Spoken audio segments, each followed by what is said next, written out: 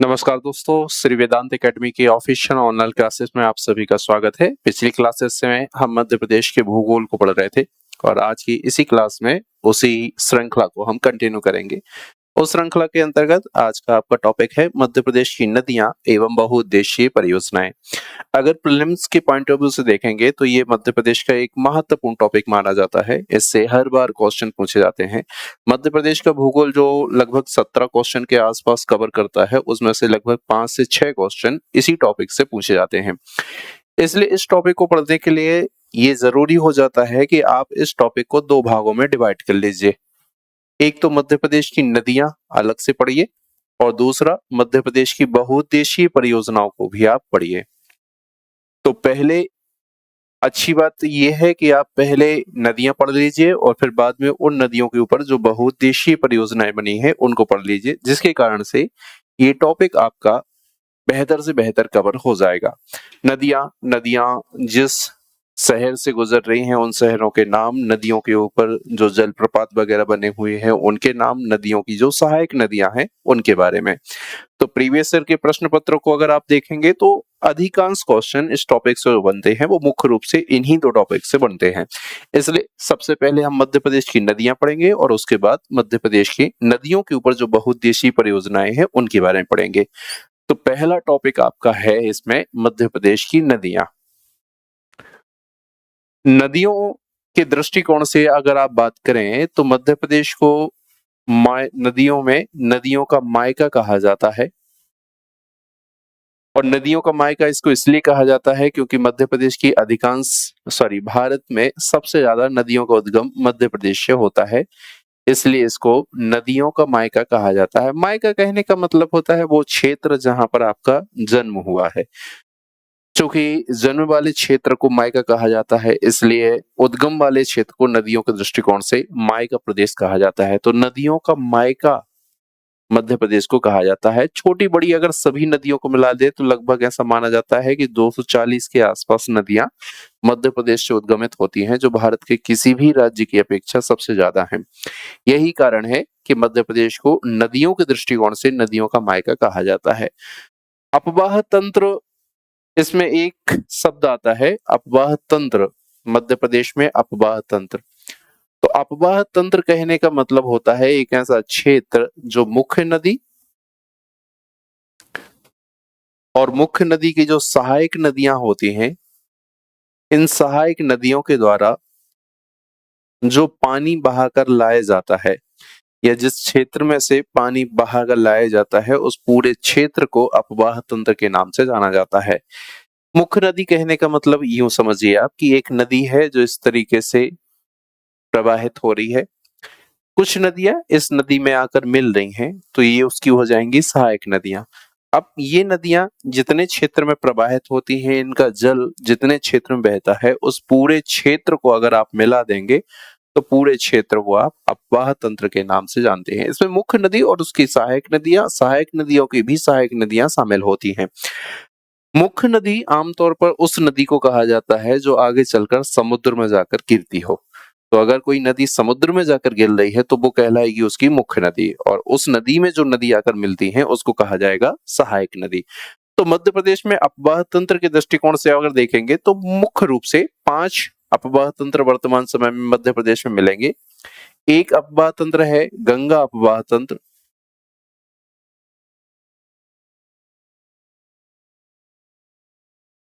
दूसरा अपवाह तंत्र है नर्मदा अपवाह तंत्र,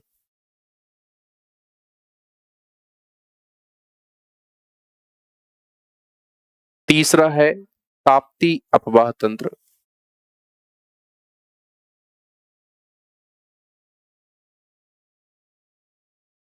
चौथा है गोदावरी अपवाह तंत्र,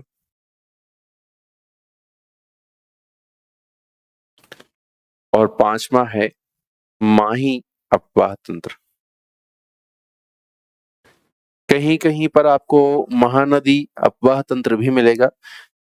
कुछ पुस्तकों में या फिर कुछ लोगों का ऐसा मानना है कि मध्य प्रदेश की शायद एक आध नदी जो बहुत छोटी सी नदी है वो महानदी में जाकर मिलती है, इसलिए महानदी अपवाह तंत्र भी मध्य प्रदेश का हिस्सा है। लेकिन अगर प्रामाणिक स्रोतों को आप मानोगे, मध्य प्रदेश सरकार की जो ऑफिशियल वेबसाइट वगैरह हैं उन पर अगर आप देखेंगे तो 5 ही अपवाह तंत्र बताए गए हैं। इसलिए ऑथेंटिक जानकारी अगर मेरे अनुसार देखा जाए तो यही है। इनमें से मध्य प्रदेश में जो सबसे बड़ा अपवाह तंत्र है वो गंगा अपवाह तंत्र माना जाता है, और सबसे छोटा अपवाह तंत्र जो है वो माही अपवाह तंत्र को माना जाता है। तो सबसे बड़ा गंगा अपवाह तंत्र है, इसके कई भाग हो जाते हैं, जैसे यमुना उप अपवाह तंत्र। यमुना की जो सहायक नदियां हैं जैसे कि चंबल नदी है, वेतवा नदी है, सिंध नदी है, ये सभी उसके हिस्से माने जाएंगे। ठीक है, तो अब इन अपवाह तंत्रों को एक एक करके पढ़ लेता है, और इन अपवाह तंत्रों में जो नदियां शामिल हैं उन नदियों के बारे में भी पढ़ना है। उसके पहले हम मध्य प्रदेश की नदियों का एक विभाजन और कर रहे हैं जो उनकी प्रवाह दिशा के अनुसार होता है। तो मध्य प्रदेश की नदियां उनके प्रवाह दिशा के अनुसार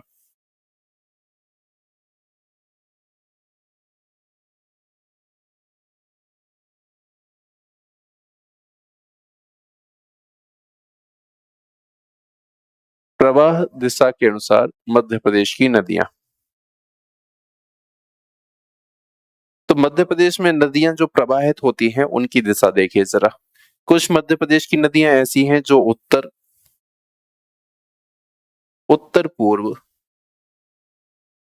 या फिर उत्तर पश्चिम की तरह बहती हैं। मेनली उत्तर दिशा की ओर बहने वाली नदियां की दिशा में प्रवाहित होने वाली, एक वर्गीकरण ये भी आएगा आपका। दूसरा आएगा पश्चिम की ओर बहने वाली,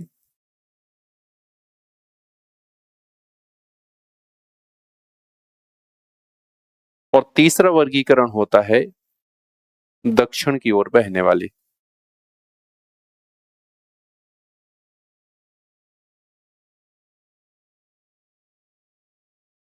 तो मध्य प्रदेश की जो मुख्य नदियां हैं उनका प्रवाह जो होता है वो मुख्य रूप से 3 दिशाओं की तरफ होता है। एक उत्तर की ओर होता है, एक दक्षिण की ओर होता है, और एक पश्चिम की ओर होता है। आपके अधिकांश क्वेश्चन जो है वो यहीं से बनते हैं। अब देखिए, उत्तर और उत्तर पूर्व की तरफ प्रवाहित होने वाली नदियों में एक नदी है चंबल, एक नदी है क्षिप्रा, एक नदी है पार्वती, एक नदी है काली सिंध, एक है सिंध, एक है वेतवा, एक है केन, एक है टोंस, और एक है इसमें सोन। ये सभी नदियां वो हैं जो उत्तर पूर्व या फिर उत्तर पश्चिम की ओर, मुख्य रूप से उत्तर की ओर प्रवाहित हो रही हैं। तो उत्तर की ओर बहने वाली नदियों में चंबल, क्षिप्रा, पार्वती, सिंध, काली सिंध, वेतवा, केन, टोंस और सोन नदियां प्रमुख मानी जाती हैं। इनमें से कुछ नदियां आपके लिए महत्वपूर्ण हैं। जैसे एक क्वेश्चन जो आपका पूछा जाता है वो वेतवा नदी को लेकर पूछा जाता है, वेतवा नदी के प्रवाह को। एक क्वेश्चन जो चंबल नदी के बारे में पूछा जाता है, एक क्वेश्चन जो सोन नदी के बारे में पूछा जाता है कि इनकी प्रवाह की दिशा कौन सी है। दूसरा, कुछ नदियां ऐसी भी हैं जो पश्चिम दिशा की ओर प्रवाहित हो रही हैं, और पश्चिम की तरफ प्रवाहित होने वाली नदियों में एक नदी है नर्मदा, एक नदी है ताप्ती, और एक नदी इसमें कंसीडर की जाती है माही। हालांकि माही का प्रवाह जो है वो पूरे तरीके से पश्चिम नहीं माना जाता। तो मुख्य रूप से जो इसमें नदी आती है वो नर्मदा और ताप्ती आती है, लेकिन कहीं कहीं माही को भी इसमें कंसीडर कर लिया जाता है। दक्षिण की तरफ प्रवाहित होने वाली नदियों में आपकी सबसे महत्वपूर्ण नदी है वेनगंगा नदी। इसके अतिरिक्त वर्धा और पेंच जो नदियां हैं वो मुख्य रूप से दक्षिण की ओर प्रवाहित होने वाली नदियों में मानी जाती हैं। तो अगर आप प्रवाह दिशा के अनुसार देखेंगे तो प्रवाह दिशा के अनुसार मध्य प्रदेश की नदियों को आप 3 भागों में विभाजित करते हो। यहाँ से एक क्वेश्चन बन जाता है कि निम्नलिखित में से कौन सी नदी पश्चिम की ओर प्रवाहित होती है, और हो सकता है चंबल, बेतवा, सोन और नर्मदा दे दिया जाए तो पश्चिम की ओर प्रवाहित होने वाली मध्य प्रदेश की नदियां आ जाएंगी नर्मदा और ताप्ती। मुख्य रूप से नर्मदा ताप्ती होता है, लेकिन माही भी कभी कभी शामिल होता है, इसलिए आपको विशेष रूप से ध्यान रखना है ये वाला। अगर आप पश्चिम की ओर प्रवाहित होने वाली नदियों को याद कर पा रहे हो तो आप बाकी क्वेश्चनों को आप बड़े आराम से सॉल्व कर लेंगे। अब चूंकि मध्य प्रदेश की अधिकांश नदियों का जो प्रवाह है वो उत्तर दिशा की ओर हो रहा है, इसलिए मध्य प्रदेश का ढलान आपको समझ में आएगा। तो चूंकि अधिकांश नदियों का प्रवाह उत्तर और उत्तर पूर्व की ओर होता है, इसलिए जब कभी आपसे प्रश्न पूछा जाए कि मध्य प्रदेश का ढाल किस तरफ है, ढलान किस तरफ है, तो इसका आंसर हो जाता है उत्तर या फिर उत्तर पूर्व की तरफ।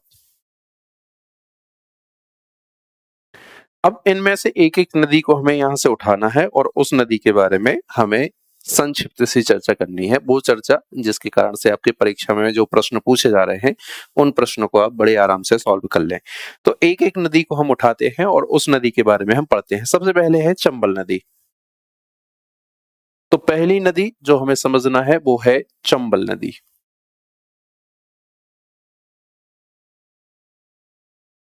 ऐतिहासिक दृष्टिकोण से अगर आप देखेंगे तो चंबल नदी को कई अन्य नामों के नाम से भी जाना जाता है। चंबल नदी को चरमावती भी कहा जाता है, चरमन्यवती के नाम से भी इसको जाना जाता है और इसको धर्मावती के नाम से भी जाना जाता है। चंबल नदी का जब उल्लेख की बात आती है तो पौराणिक रूप से इसका उल्लेख किया गया है, साहित्य में इसका उल्लेख आपको मिलता है। चंबल नदी का उल्लेख मुख्य रूप से कालिदास का एक महाकाव्य है जिसका नाम है मेघदूत, उसमें मिलता है। एक और साहित्यकार हैं जिनका नाम है बाणभट्ट, इनकी रचना है कादंबरी, इसमें भी चंबल नदी का उल्लेख किया गया है। और एक तीसरे व्यक्ति हैं जिनका नाम है केशवदास, इनकी रचना है रसिक प्रिया, इसमें भी उल्लेख मिलता है। तो चंबल नदी का जो मुख्य रूप से उल्लेख है वो 3 जगहों पर हमें देखने को मिलता है, कालिदास की रचना मेघदूत में, बाणभट्ट की रचना कादंबरी में और केशवदास की रचना रसिक प्रिया में इसका उल्लेख हमें मिलता है। पौराणिक दृष्टिकोण से अगर आप देखेंगे तो चंबल नदी को एक प्रदूषित नदी के तौर पर माना जाता रहा है, एक शापित नदी के तौर पर माना जाता रहा है, इसलिए चंबल नदी के पानी का उपयोग किसी भी तरीके से लंबे समय तक नहीं हुआ, जिसके कारण से चंबल नदी बहुत समय तक साफ सुथरी नदी बनी रही। लोग ऐसा मानते थे कि चंबल नदी के पानी का अगर प्रयोग करेंगे तो वो श्राप जो है वो आपके ऊपर भी चढ़ जाएगा, तो लंबे समय तक चंबल नदी के पानी का उपयोग हुआ ही नहीं। चंबल नदी का उद्गम देखते हैं। थोड़ा सा मानचित्र में इसको दर्शा लेंगे तो आपको और बेहतर तरीके से समझ में आ जाएगा।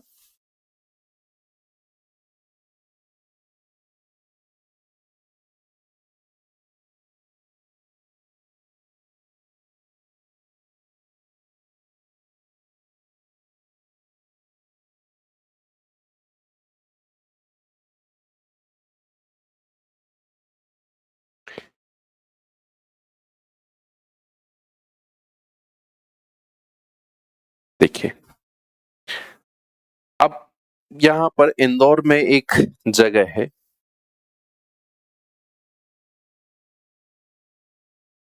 ये क्षेत्र है आपका इंदौर। इंदौर में एक जगह है जिसका नाम है महू। महू में एक पहाड़ी है जिसका नाम है जानापाव, जिसकी ऊंचाई आप पढ़ चुके होंगे 854 मीटर है। यहाँ पर एक पॉइंट बना हुआ है जिसका नाम है बांचू पॉइंट।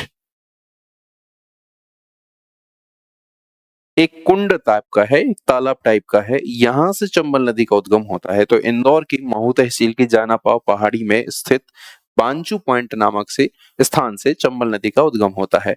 अब चंबल नदी जब यहाँ से उद्गमित होती है तो उद्गमित होने के बाद उसका प्रवाह किस तरीके से होता है, जरा ये देखिए आप। उद्गमित होने के बाद चंबल नदी इंदौर में बहेगी, इंदौर के बाद ये प्रवेश करती है उज्जैन में, उज्जैन में बहने के बाद रतलाम की बाउंड्री पर जाती है, रतलाम के बाद ये मंदसौर में प्रवेश करती है और मंदसौर से बहती हुई, मंदसौर और नीमच की बाउंड्री से बहते हुए ये प्रवेश कर जाएगी आपकी राजस्थान में। तो चंबल नदी का प्रवाह किस तरीके से होता है, चंबल नदी इंदौर में बहेगी, इंदौर के बाद उज्जैन में बहेगी, उज्जैन के बाद रतलाम में, रतलाम के बाद मंदसौर और मंदसौर के बाद फिर निकल जाएगी राजस्थान में। अब ये राजस्थान में बह रही है और राजस्थान में बहते हुए इस तरीके से बहेगी और बहने के बाद एक बार फिर मध्य प्रदेश में एंटर करती है। मध्य प्रदेश में एंटर करने के बाद ये मध्य प्रदेश के श्योपुर जिले में, श्योपुर के बाद मुरैना में, मुरैना के बाद भिंड में और भिंड के बाद फिर से निकल जाएगी उत्तर प्रदेश में। उत्तर प्रदेश में यहां पर एक नदी आ रही है जिसका नाम है यमुना नदी और उत्तर प्रदेश में आगे चलकर ये इटावा के समीप मिल जाती है यमुना नदी में। तो ये यमुना की सहायक नदी मानी जाती है। देखो, अब ये तो है आपका मध्य प्रदेश, दूसरा राज्य आपको मिल जाएगा राजस्थान और तीसरा राज्य आपको मिल जाएगा उत्तर प्रदेश। ये है यमुना नदी।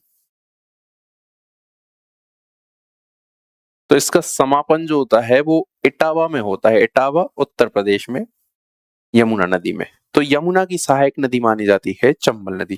तो अगर उद्गम देखेंगे, इसका उद्गम होता है इंदौर में और समापन जो होता है वो उत्तर प्रदेश के इटावा में यमुना नदी में होता है। तो यमुना नदी की चंबल नदी सहायक नदी है, या फिर यूं कह लीजिए कि यह यमुना की सबसे बड़ी सहायक नदी है, सबसे बड़ी सहायक नदी।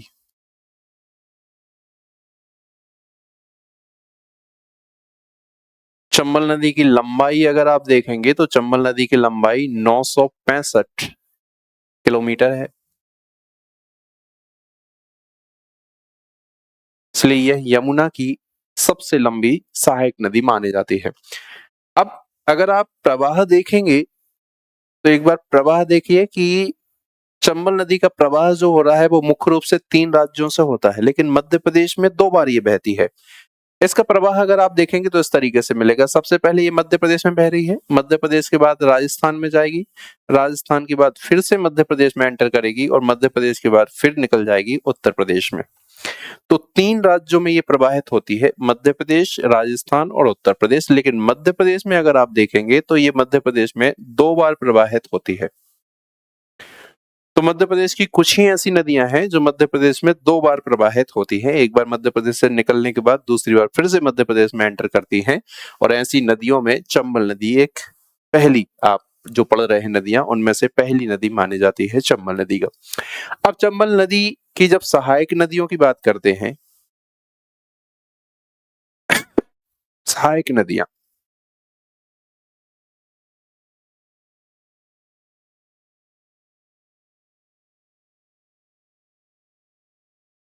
चंबल नदी की सहायक नदी, तो यहां पर जरा देखिए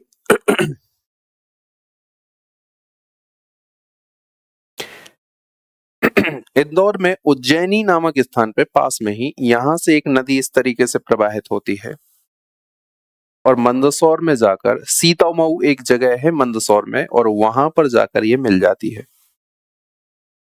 इस नदी का नाम है क्षिप्रा।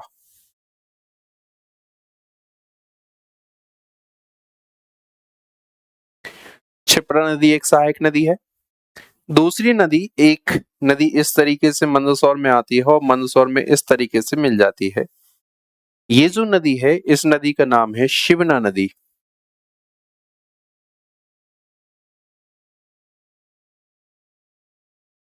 ठीक है। तीसरी नदी जो है वो देवास से निकलती है और देवास से निकलने के बाद वो इस तरीके से आगर मालवा राजगढ़ में प्रवाहित होती हुई जाती है और इस तरीके से जाकर मिल जाती है। इस नदी का नाम है काली सिंध नदी।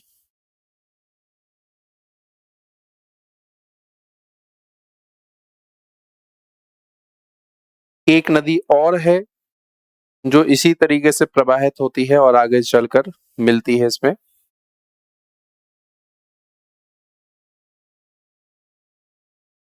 इसका नाम है पार्वती।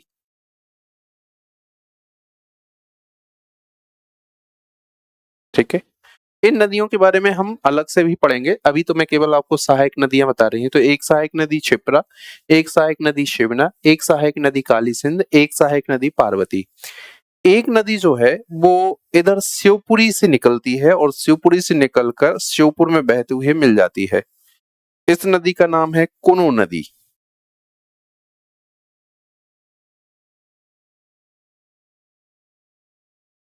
तो चंबल नदी की प्रमुख सहायक नदियों में अगर आप देखेंगे तो इसकी प्रमुख सहायक नदियों में एक हो जाएगी आपकी क्षिप्रा, एक नदी हो जाएगी आपकी शिवना, एक नदी हो जाएगी आपकी काली सिंध, एक नदी हो जाएगी आपकी पार्वती और एक नदी हो जाएगी आपकी कुनो नदी। तो चंबल की प्रमुख सहायक नदियों में अगर आप देखेंगे तो इतनी सहायक नदियां मुख्य रूप से मिल जाती हैं। चंबल नदी अपने प्रवाह मार्ग में जिन जलप्रपातों का निर्माण करती है उन जलप्रपातों को भी आप देख लीजिए। एक जलप्रपात तो वो इंदौर में ही बनाती है, एक जलप्रपात यहाँ पर बन जाएगा और यहाँ पर जो जलप्रपात चंबल नदी निर्मित करती है इसका नाम है पाताल पानी।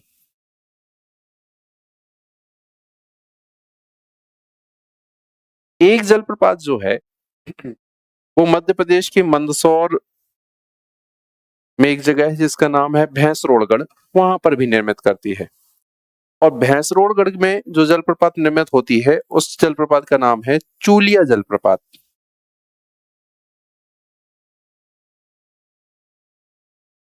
एक जगह है जिसका नाम है भैंसरोड़गढ़,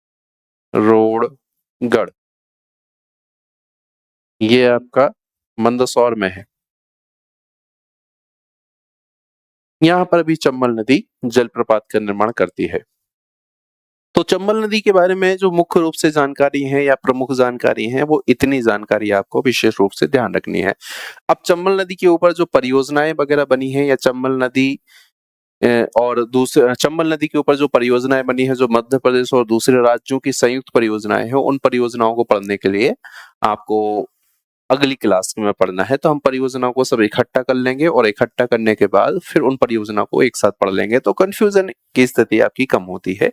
वैसे आप जाओगे तो चंबल नदी घाटी परियोजना बनी है जिसके 3 चरण होते हैं, उनमें से एक चरण जो होता है वो जवाहर सागर है, एक जो होता है उसको राणा प्रताप सागर कहा जाता है और एक जो है उसको गांधी सागर के नाम से भी जाना जाता है। तो इन परियोजनाओं को हम सब इकट्ठा पढ़ लेंगे तो वो कंफ्यूजन की जो स्थिति होगी वो दूर हो जाएगी। तो चंबल नदी के बारे में बेसिक अगर आप बातें देखेंगे तो इतनी बातें आपको विशेष रूप से करना है। ध्यान रखिए कि चंबल नदी यमुना की सहायक नदी मानी जाती है, 3 राज्यों से प्रवाहित होती है, मध्य प्रदेश है, राजस्थान है, उत्तर प्रदेश है। ये बातें जो हैं वो विशेष तौर पर आपसे पूछी जाती है। चंबल नदी के बारे में जो सबसे महत्वपूर्ण बात जो आपसे परीक्षा में बार बार पूछी जाती है वो ये रहती है कि चंबल नदी जब इस चंबल क्षेत्र से बहती है, ये पूरा जो क्षेत्र है उसको कहा जाता है चंबल क्षेत्र। इसी क्षेत्र को गिरद क्षेत्र के नाम से भी जाना जाता है। तो चंबल नदी जब इस क्षेत्र में प्रवाहित होती है तो इस क्षेत्र में चंबल नदी के द्वारा मृदा अपरदन किया जाता है। तो चंबल नदी चंबल क्षेत्र में करती है मृदा अपरदन। जिस तरीके के माध्यम से करती है उस तरीके को कहा जाता है अवनालिका, इसी को कहा जाता है नाली और इसी को कहा जाता है अंग्रेजी में गली। तो अवनाली का अपरदन की प्रक्रिया के माध्यम से यहाँ पर मिट्टी का वो बहुत ज्यादा कटाव करती है। मिट्टी का कटाव करने के कारण चंबल नदी यहाँ पर स्थानीय स्तर पर बड़े बड़े मिट्टी के टीले बनाती है जिसको स्थानीय स्तर में बीहड़ कहा जाता है। इनको उत्खात भूमि भी कहा जाता है। तो बीहड़ों का निर्माण या उत्खात भूमि का निर्माण जिस नदी के द्वारा किया जाता है उस नदी का नाम है चंबल नदी। जिस जगहों पर किया जाता है उस जगह में 3 जिले आपके विशेष तौर पर आ जाएंगे, एक आएगा श्योपुर, एक आएगा मुरैना और एक आएगा भिंड। तो 2-3 बातें याद रखिए। पहली बात तो ये कि बीहड़ों का निर्माण कहाँ होता है, तो आंसर है आपका चंबल क्षेत्र में। बीहड़ों का निर्माण कौन सी नदी करती है, तो इसका आंसर हो जाएगा आपका चंबल नदी। और बीहड़ों का निर्माण किन जिलों में होता है, तो इसका आंसर हो जाएगा भिंड में होता है, श्योपुर में होता है, मुरैना में होता है। तो 3 जिलों में बीहड़ों का निर्माण होता है। इस क्षेत्र में चंबल नदी के पानी से एक स्थानीय तौर पर गजक भी बनाई जाती है जिसको कहा जाता है मुरैना गजक। चंबल क्षेत्र की एक प्रसिद्ध गजक है जिसका नाम है मुरैना गजक, जिसको जीआई टैग मिला है। ये चंबल नदी से संबंधित जो बातें हैं वो विशेष तौर पर आपके लिए परीक्षा के दृष्टिकोण से उपयोगी हैं। तो चंबल नदी के बारे में कभी अगर आपसे पूछा जाए तो चंबल नदी के बारे में विशेष तौर पर इतनी बातें आपके लिए ध्यान रखने वाली होंगी। अगली क्लासेस में हम दूसरी नदियों के बारे में चर्चा करेंगे। मुझे सुनने के लिए बहुत बहुत